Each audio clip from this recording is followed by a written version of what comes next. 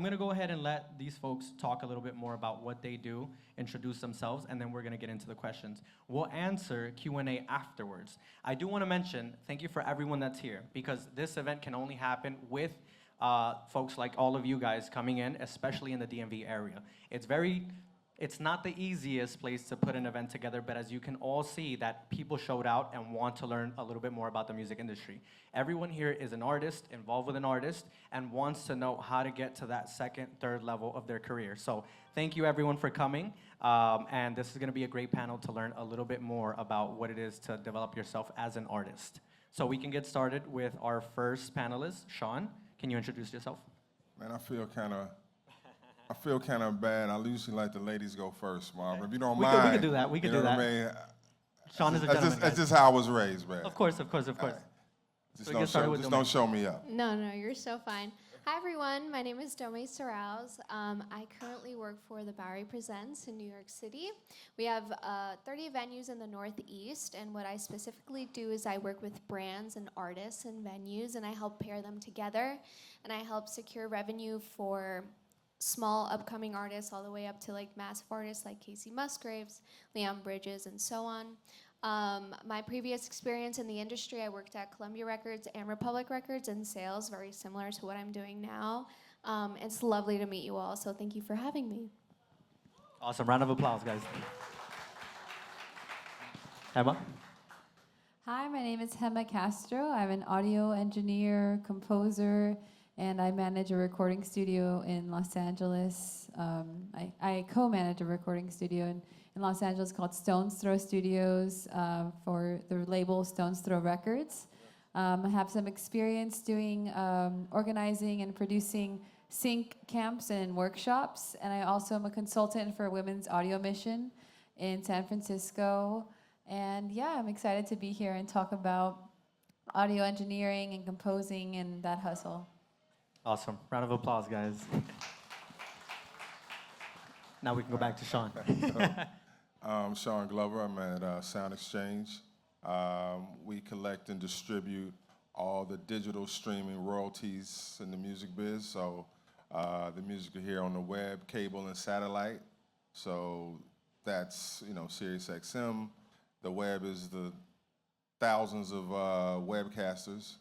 And on cable is we call them those blue channels, Music Choice, those 800 channels. We're the organization that collects those royalties, and we pay out to the artist and copyright owner. And we're based here in D.C. Awesome. Round of applause, guys. I appreciate everybody coming to come see us speak. My name is Carlos Torres. I'm from Hive. I basically connect rappers and different musicians to the gaming industry and help build a crossover with that. And I've been partners with the NFL as well, and I do a lot of community events such as this, and just try to spread knowledge and how we could do the crossover with music and gaming and connect different influencers. Awesome. Round of applause. All right. So we can get started again with Dome. Dome, I know that you work brand partnerships, so the question here is for artists, how can they leverage these brand partnerships based off of your experience, based off of the companies that you have worked with? What are some good ways or strategies that people can go about this? Because this is, as you can see, very important. A lot of folks already here, they have been sharing their, their brand, their company, which is great, but there are also certain ways of going about it, right?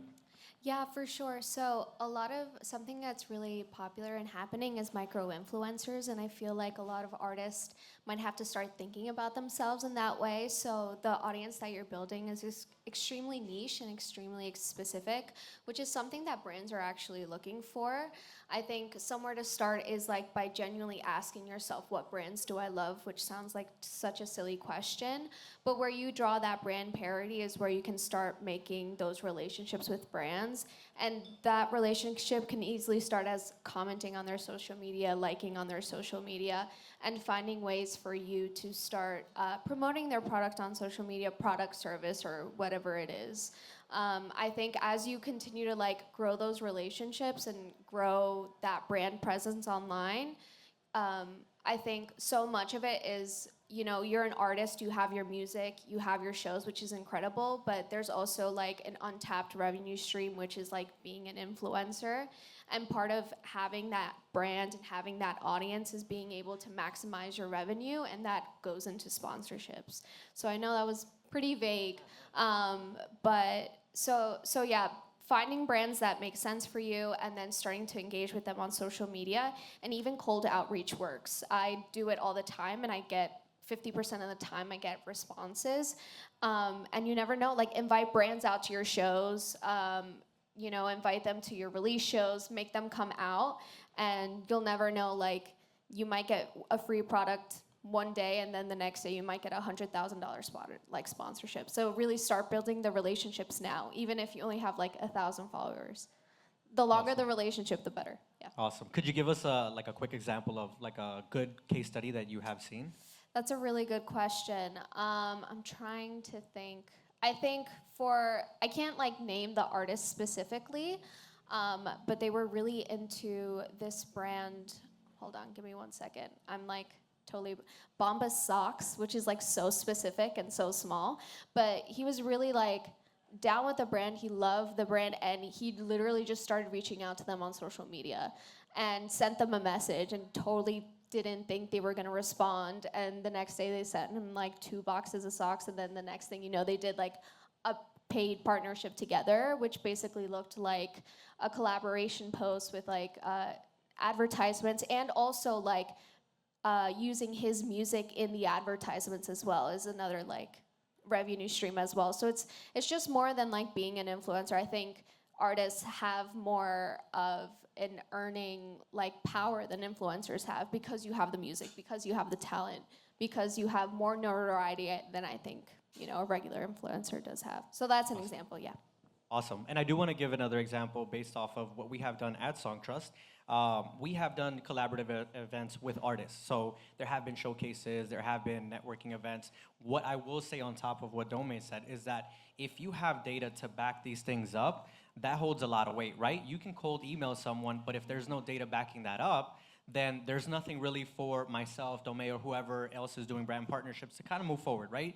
It's like me saying, hey, like I'm here, but I never explained my bio, right? Like who am I, or this and that, or what have you. So that's important, making sure that you can have a history of events that you've already done on your own. And it's okay to do events on your own, right? Because that's how we can see how you work even without an organization. So if you have all those data points or a few other things that you can present to us or to any organization, they'll be able to move forward a lot quicker. Well, one more thing to add is asking the demographic or type of audience that they're trying to reach. I feel like in initial conversations, you know, a brand might look really cool to partner with initially, and then you start those conversations and you're realizing that your audience and their audience is completely different. And that's where you know, being like, it's great to talk to you. We can't work right now, but in the future. It's always about starting the relationship more than anything. If it can't happen now, that doesn't mean it can't happen a couple of months or 2 years later. You know, you could blow up tomorrow, and then they'll want to have a conversation with you. So. Right. And another good point of her saying that is that it's what you present yourself as an artist, right? If you're an artist that talks about, let's say, soccer, basketball, you're not going to go to, you know, like a makeup brand or something like that. So you have to also understand, like, not every niche is your niche, but making sure that you understand the demographic of who you are actually talking to, who you are yourself. Because if you're presenting yourself as a person that's not genuine, people, like the audience that you're reaching out to, will catch that, and it's not gonna work. So making sure that you understand who you are as an artist, what you represent, what the theme is, and then reaching out to those organizations with data, with all this information that we have shared. Yeah, totally. Real quick, I'm gonna butt in. Just like an electronic press kit will also help with your Right. analytics and all that stuff for your numbers, and then they could kind of compare how they could see you working with the brands too. You know, so I deal with like a lot of brand partnerships as well. So, you know, that's very important. And then you can start reaching out, and then going to events like this, you never know who you're sitting next to. And then once you start seeing your face more and more outside, then more opportunities could open for a long-term relationship with that brand. Right, that is very important. Once you start seeing someone over and over and over again, you understand where they're coming from and also what they are able to do, right? So if I'm putting an event that is happening for country music, I'm not gonna reach out to a hip hop person and vice versa. So that is very important. And I feel like once you start getting yourself out there a little bit more and more and more, people will start seeing you as a kind of like a stronger authority figure within the events or partnerships industry. Awesome. Anybody wants to add? No, I was just going to say, too, you know, there are a lot of unconventional pairings. Like, there are some athletes that wear fingernail polish. You know what I mean? So don't pigeonhole yourself. Really expand your mind into, you know, brands that you believe in. I think you made a good point that you believe in and stuff that you would really support and that would support you. But I see a lot of artists saying that, you know, I'm a hip hop artist, I can't do this, or I'm a country artist. And genres are so blended now. You know, I mean, fucking Lil Nas X was that country rap? What the fuck was that? You know what I mean? So you're a little bit all over the place now. So just don't pigeonhole yourself based on, you know, they like to box y'all in. So don't go for that. Awesome. That's a very good point. I want to just emphasize what Domé said earlier, was that I think that definitely it is definitely worth the time and effort to kind of at the onset really like look inward, you know, like what do I really like, you know, and what is something that I really feels good in my body, you know, and because I think that that's gonna, if all these relationships are about time, you're gonna want something that's gonna feel comfortable having longevity with you. Awesome. One more thing, I think it's also working on your sales pitch. So, you know, every artist has a sales pitch of their own to, you know, producers, but when you're talking to brands, it's a bit more different, right? You have to focus on like what your social media presence looks like. What do you have to bring to the offer to the brand other than your music, right? And finding ways that you can like be a compliment and an asset to all that. Awesome. Now moving on to the creative side, I know that Hema is a producer and also an audio engineer. So I wanted to ask you to share with everyone, what is the best way to go about that, to promote yourself, to offer yourself your creative services? What's the most entrepreneurial way of doing that? Because that's a lot different than brand partnerships, right? We're working with data points. We're working a little bit more on the marketing side. But when it comes to you personally, your skills, your entrepreneurship, how can you go about that in the best way possible? I think the question was promoting yourself, correct? Correct. I think that the best way, I think for me, what I find works really well is kind of always starting like with the people who are coming up with you and who are around you. And I think that those, like making your interests known, making your services known just to the people who are around you, investing in their projects, and they'll invest in you as an audio engineer and as a composer. And yeah, I think also just kind of similarly just like tapping into like what do you like what is unique about you, and like that way when you're approaching a studio, you're approaching an artist, like you can really stand behind, you know, this is something I'm interested in, this is something I'm good at, this is something that I like doing, and I'm going to be doing it with you or with someone else, but this is something that I don't rely on this opportunity to do this skill because I'm really like about this.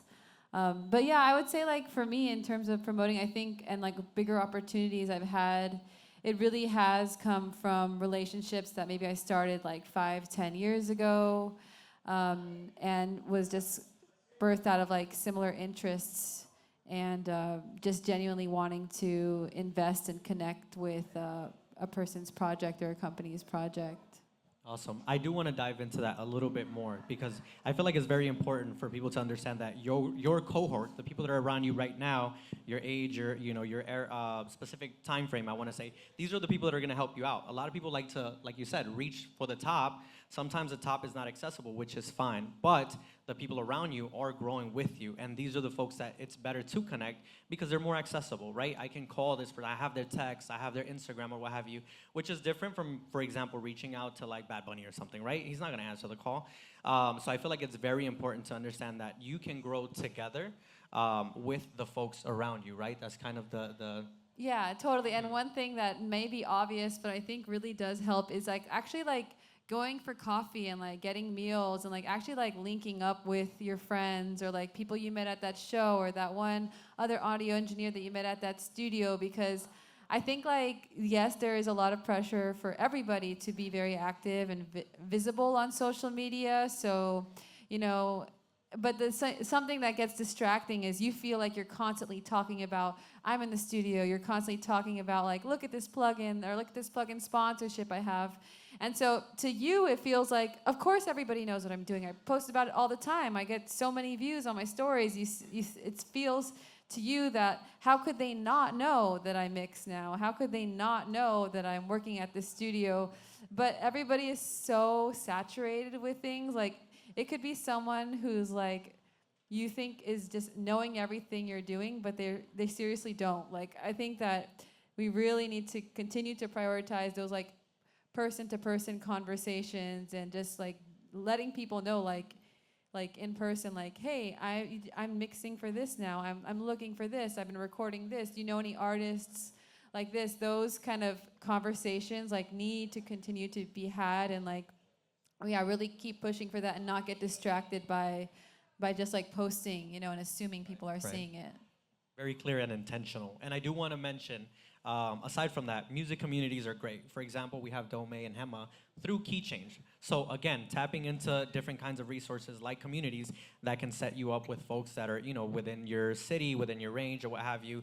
Keychange did a very good job of putting together a lot of women music industry professionals together that possibly wouldn't have happened just on their own, right? We need something to connect us. Just like this event that we're doing here, we're connecting folks from the DMV, not just DC, not just Maryland, not just Virginia, but also bringing in companies from outside, right? We do have SoundExchange from DC, but we have Dome from New York, we have Hema from Los Angeles, Carlos from New York, and then also we're based in New York and LA. So being able to be in these rooms, music communities, to be able to connect fully, I think that's one of the most important things that we can also do. I'm gonna butt in real quick. Yeah. And also, like, every artist has their own team, so don't always go after the big fish. You could do your research and see who else is working. It could be the driver, it could be anybody who's gonna present an opportunity to the artist. You know, so just try to do your research. If you're gonna reach out to these people on Instagram, Twitter, whatever it is, you just do the research and see who's around that person. It could be the best friend, it could be whoever. Because if you try to hit up Bad Bunny, he's not gonna see your message. So you just see other outlets if you're trying to reach out to other artists, see who's around their circle. Awesome, awesome. So we've been talking about a lot of things on the creative side, brand partnerships, marketing. Let's go back to royalties. So we have Sean from DC, SoundExchange. Many people know what SoundExchange is, some people don't. Can you tell us a little bit about SoundExchange, the royalties, but also the tools that you guys offer? Because a lot of people do know, right? You know, you collect digital performance royalties, but there are also a couple of things that you need to go on the site or actually experience for you to be able to leverage the many tools that SoundExchange has. Yeah, so you know, like I mentioned earlier, we are the company organization that collects all of the digital streaming royalties. So on the web, cable, and satellite. We were 20 years old, so we're like the new guys on the block when it comes to collection agencies. Awesome. So if you think of like ASCAP and BMI, they're like 100+ years Right, old. So right. you know, we like that young guy on the block with his shirt off, washing the car, Fresh look, yeah. lean and mean. But we have systems that are able to process billions of lines of data because we were just born. I call it when the music industry flipped on its head. So while we're in DC, why we're in DC is because we were born out of a law that was created. Okay. What Congress did was they looked at, you know, while we elect people, they look at old antiquated laws and say, hey, maybe women should vote. You know, this is fucked up. So what they did in the streaming space was there is no, on AM, FM radio, there is no performance royalty. Right. So when you hear a song on AM, FM radio, you hear Respect by Aretha Franklin. Mm-hmm. When you hear that on AM, FM radio, Aretha gets nothing when that song is played. Wow. Otis Redding wrote it. So Otis Redding and Right. the producer, everybody else that worked on that song gets paid because there was no law at the time. So, you know, I was just telling them, we're at a crossroad now is where technology outpaces law, where when you heard someone in the radio back in the day, they were actually in the radio playing those songs. What happened was sound recording was invented, wax, a record. Right. Laws were already on the books, so radio stations was like, hey, I don't have to pay whoever to come in and play the song. I can just play this. Now, they're not breaking the law, but it is very unethical and one of the worst things I've ever seen in this business. So anyway, fast forward. So what Congress did was, when the music became digital, they said, okay, we messed up over there. We didn't get that right before this new form of music, which is streaming. They are subjects to royalties. So Right. that's how we were born. That also leads into, we're in DC because there's a big advocacy piece of what we do. Okay. We gotta, believe it or not, go up to Congress and like humanize you all, because one of the biggest misconceptions is that you're an artist, you got some sort of fame, you're rich, you know what I mean? You don't have to eat, you don't have to live anywhere. And we're like, nah, these are actually, you all are individual business owners. And they have families, and they have a light bill and a gas bill. So we sort of take that shine out and humanize y'all, even though I think you all are superheroes, because I can't do that shit. So I want to do everything I can to make sure you get everything you're owed. So we were born 20 years ago. Our first distribution was $1 million. Last year, to date, we've distributed $11 billion. So if I had a pie chart, then shit would be pointing straight up. So it started from, not a pie, graph chart. It'll be pointing straight up. So it just shows that, even though we don't buy CDs anymore, y'all better not be buying CDs. Anybody hands me a CD tonight, this ain't the business for you. But we are consuming more music than we've ever did in life, because you can't go into a restaurant. You can't go into Nordstrom's. Everybody is streaming and pumping music. And the thing with a stream is no matter where you get on a stream, wherever the listener gets in, it counts as a performance. And it may sound small, the amount, but it adds up quickly. So, yes, we're not purchasing music, but we are consuming music, and we're the company that collects that. Now, one may think it is easy to give away money, but that is the hardest shit in the world. Because imagine calling someone and saying, I got money for you, all I need is your driver's license and social security number. And, it's met with a little resistance, as it should be. You all should be a little apprehensive. But they call me the anti-bill collector, because if me and my team call you, that means we got money for you. But some of the tools you're talking about, for being around for 20 years, we just, we have so much data. We do a great job. We used to call them, we had a team called Scrubbers. Horrible name, but they actually scrubbed data. They cleaned it to get it in a good space, because we ingest data. We pay out what's played. So our database is very good. So we have, on our website, you can do lookups for tracks. You can go ISRC codes, track name, and we do a lot of other back office services too for some of the streaming. Awesome. Can you explain the ISRC codes real quick for the folks that don't know? Oh yeah, so ISRC code is like it's not standard, but it is kind of standard, but it's like a social security number for a song. So it's a unique string of numbers for a track. It would make the world much easier if the whole world adopted that, or some sort of identifying mechanism, but that's with the ISRC code. We also have we call it, on our form we call it the TALC-P. I hate acronyms, I don't know why I just did that. But it's, it's title, album, label, I forgot the other one, but an ISRC code is in there. Awesome. So there is money in the music industry, right? You just need your driver's license and your social security number? Oh yeah, it's money. I mean, and look, if y'all don't take up anything I say here tonight, is go register with SoundExchange. You may not have money now. You may have money now. Might not be a lot. Might be a lot. But you do it, you're done. I mean, it's really, I wish we would have took the easy button from Staples. I was like, damn, because this shit is really, really easy. I'm not that smart, but this is really, really easy to do. One last caveat, Marvin. Yeah. We pay artists directly, and we pay rights owners. So rights owners is the label sometime, or master recording artists. And I think they make these words and these contracts to be confusing on purpose, but it's not that hard. But we also pay producers at the direction of the artist. So on our forum, so I know when I try to get out of here, y'all, about 10 of y'all are producers, and you're gonna be like, I want to register for SoundExchange. You can, but you have to get it at the direction of the artist. So I would say, while y'all in the studio, while you're doing all your splits and paperwork, do that there, because it's kind of weird afterwards, you know. But we will pay producers at the direction of the artist, and the form is called Letter of Direction, LOD. But I'll leave my information behind so I can ignore y'all emails when you email me. No, I will respond, but slowly. Awesome. Just I do kidding, have a please. quick question for Go you, ahead. for everyone to know. What is the fee associated with SoundExchange? There is no fee. We we're mandated by the not mandated. We're governed by the Copyright Office. So, like I said, it's really the easy button.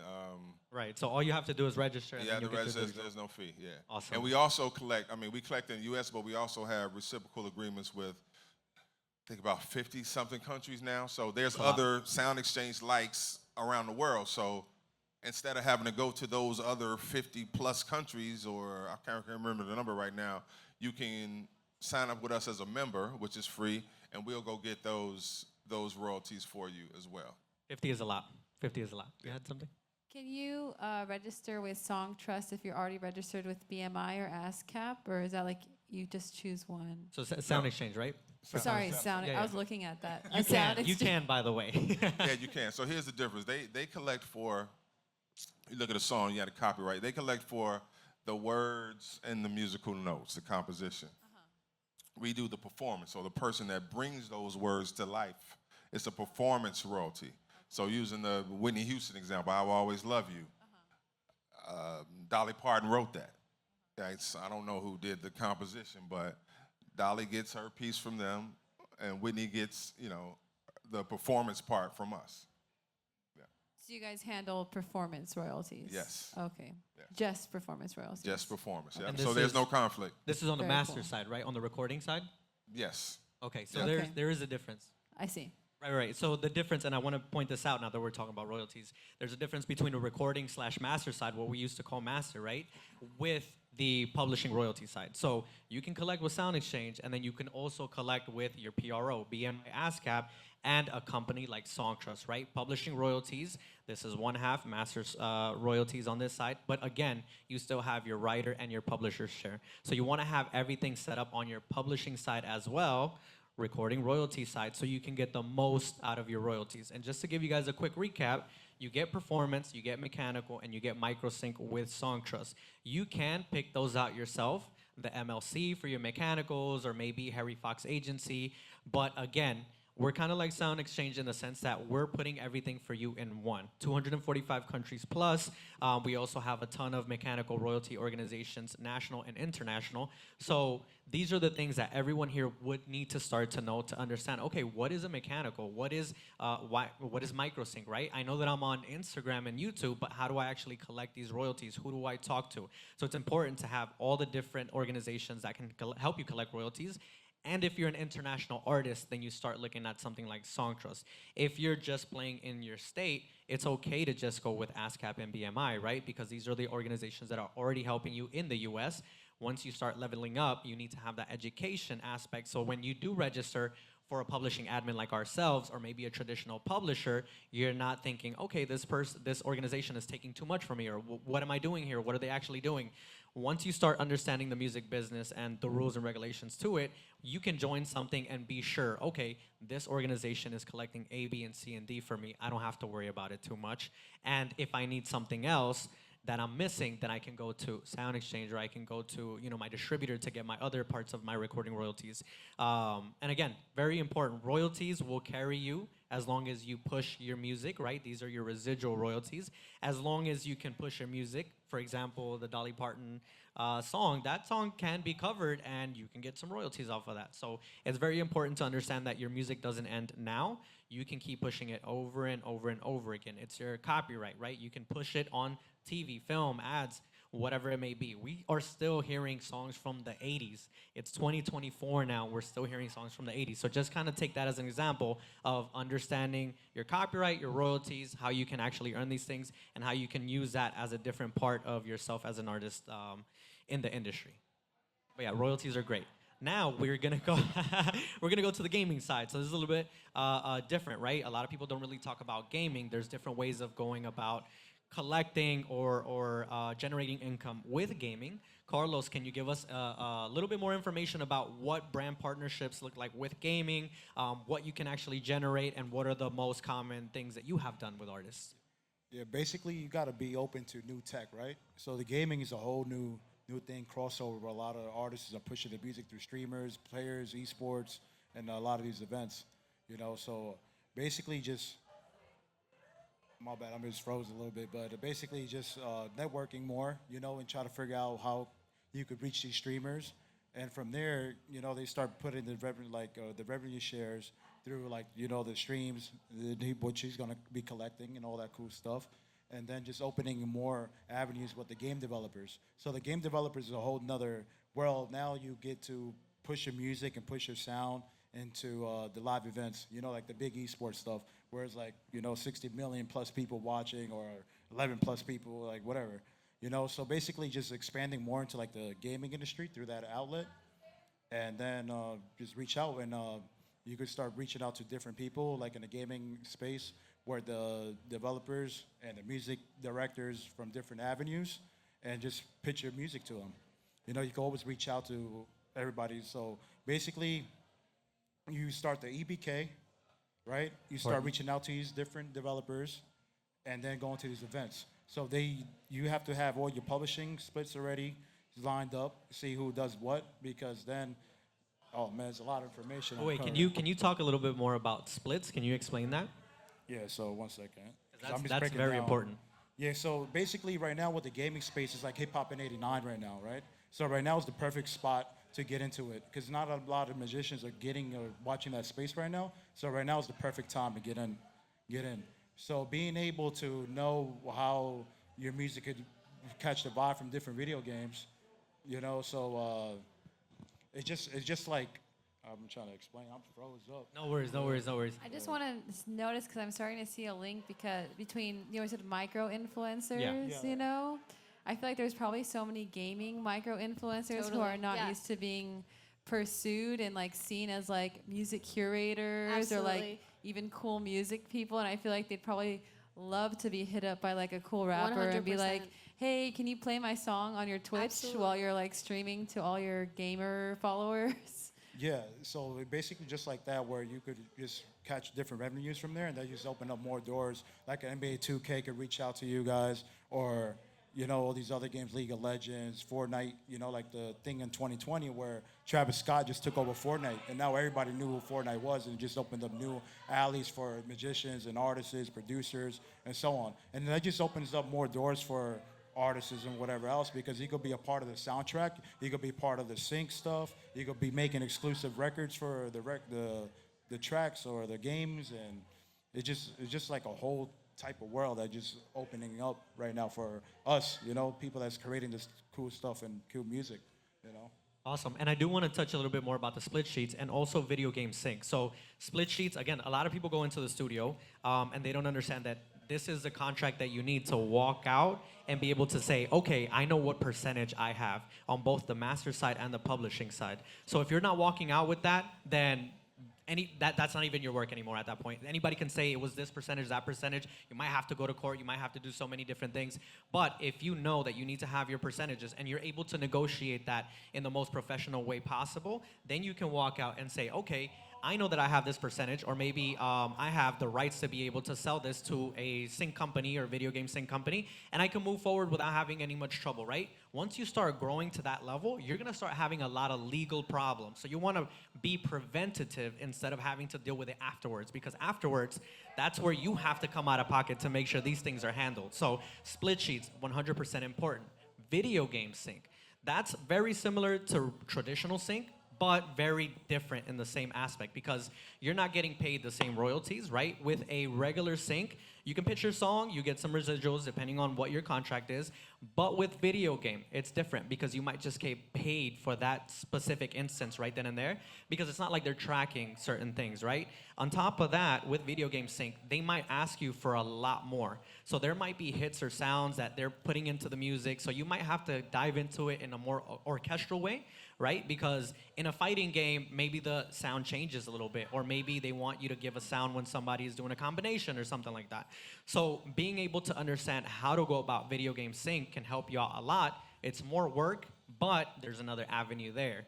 With traditional sync, it's a little bit more straightforward. It's not easy, but the process is a little bit more standard, traditional. You know what you have to send to the music supervisor, have to have those relationships with music supervisors, or have your organization pitch for you. Again, many different aspects of doing it. With video game sync, a lot of people have not tapped into video game sync as much as they should. Yeah. Basically the breakdown of what you're going to be able to provide and understand the vibe of the game that you're trying to pitch to. There's a lot of soundtracks that you could go back to on Spotify, wherever you stream at, and you could kind of get the vibe of the game that's going. Then you could try to submit what that is going to. And then also the publishing, who owns what, the label improvement, because, you know, if you're independent, then you don't have to go through those avenues of getting everybody's number and try to get it approved to submit. Awesome, awesome. You wanted to talk a little bit about splits on your end, on the master side? Well, no, I mean, it's real simple. I mean, ours is it's 50% goes to the recording artist, the master side, and 50% goes to the artist. So if you earn a track earns $100, $50 goes to the master, rights owner, or label, and the other $50 go to the artist. Like, it's really how it should be. Gotcha. I've heard a few things about points. So also that's a different way of going about it on the recording side, right? Yeah. Some people can get paid just by funding a project. Can you talk a little bit more about that? Well, actually, we don't. Well, the way for the law that we administer, it is straightforward. We can't pay. We have to pay the artist directly. Okay. So artists actually come to me. The one on the way over here, a big one. It's like, send this money over here, and I'm like, bro, it's not how that works. Right. You know, I'm gonna send you your money. Wait, who was it? No, and you do it what you want. And here's why they did that. You may or may not know the music business is a little shady, a little bit. So a lot of times, not a lot, but sometimes a record company may say, "Oh, Marvin, you owe me $20,000 for that video. Yeah, you rented that Lamborghini for $10,000," and they may recoup costs. So they recoup costs, so they'll dip into your SoundExchange royalties, and you know some of that stuff wasn't above board, and you know we're not dealing with that. So we're gonna give them their money. You do with it as you please. And sometimes as artists, they like, look, send my girlfriend, you know, the first $1,000.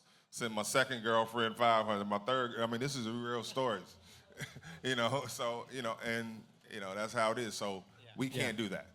Okay, awesome. Makes it easier too. That's good to clarify, because a lot of people might see that on the recording side with their distributor, right? So with SoundExchange, you can't do that. So that's good to know.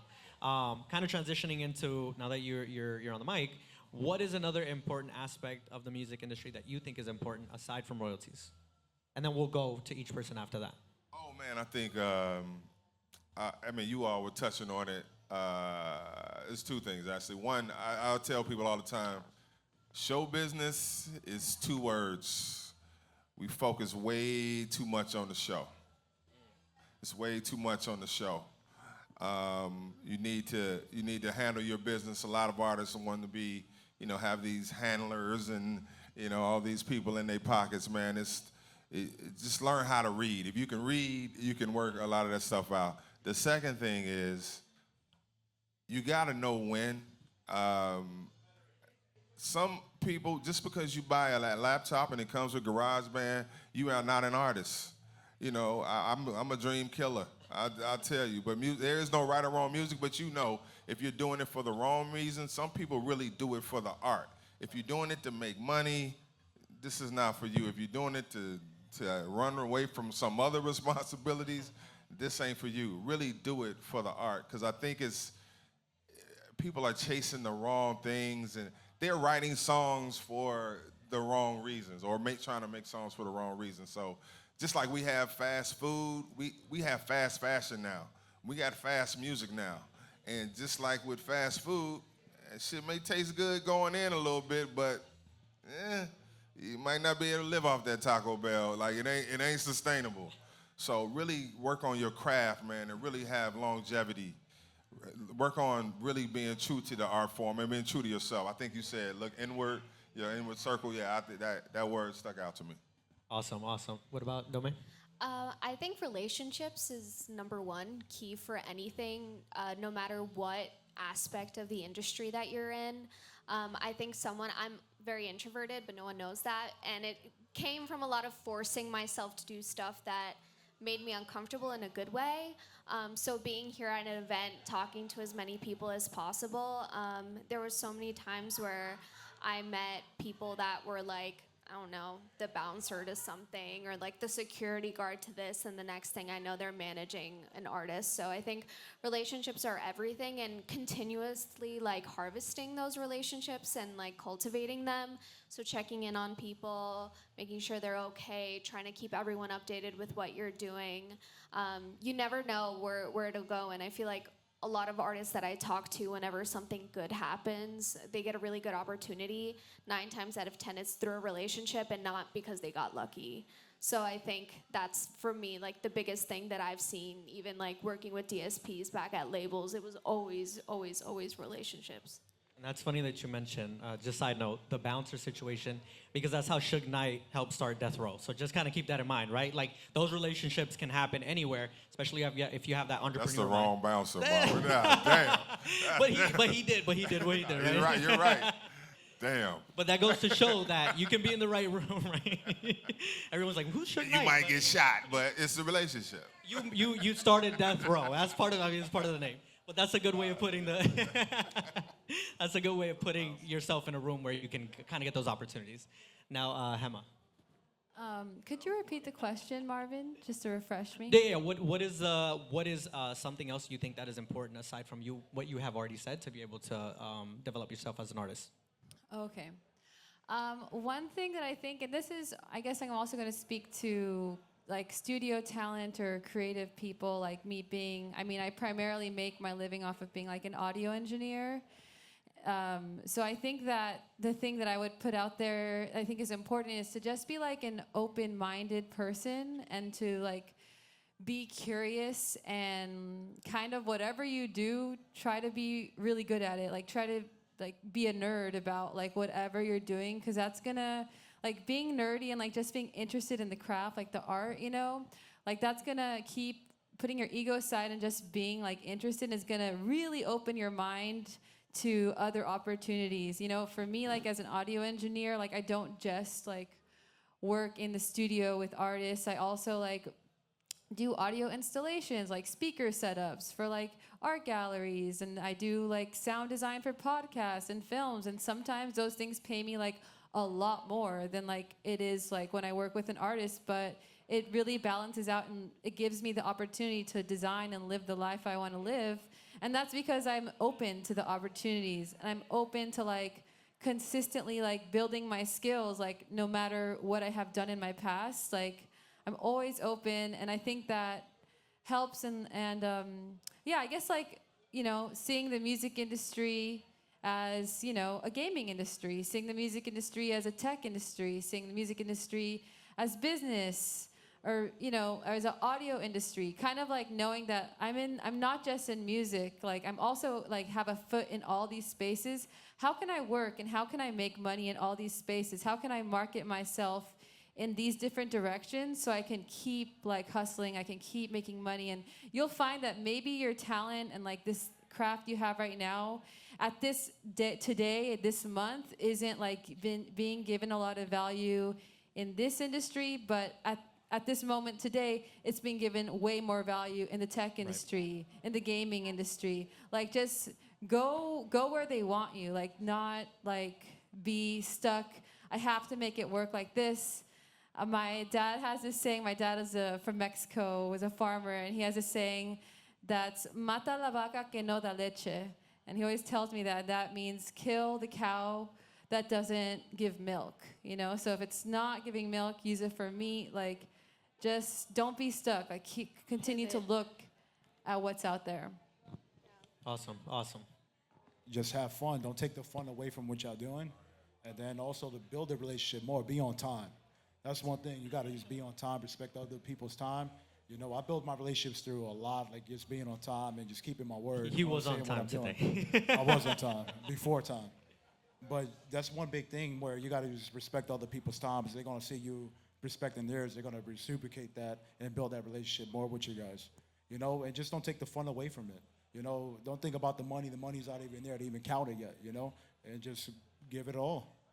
I would also say to the time thing, also read your audience, right? Like if you're meeting with someone that you know is on time, yes, be on time. If this person, you know that they're gonna be late, or maybe they like to do things a certain way, kind of do your research on the person that you're wanting to work with. That way you can work together efficiently, because you also can't change somebody's way, right? You have to be very flexible, but it is important to have things like being on time. Like these are just kind of general good things, right?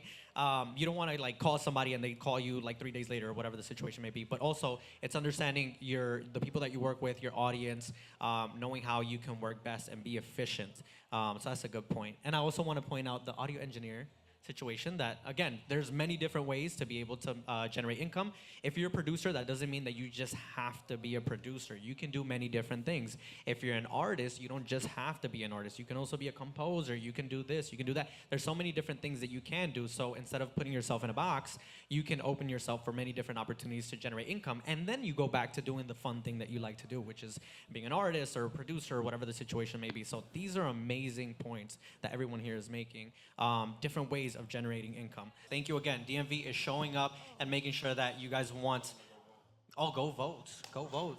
That's also, coming up soon. Marvin, what time is the performances tonight? It's going to start soon. Okay. So we have a little bit of time to network, so make sure you guys ask your questions very quickly. Thank you. Awesome. But thank you again for everyone for showing up, and we'll be available afterwards to ask Appreciate it. questions.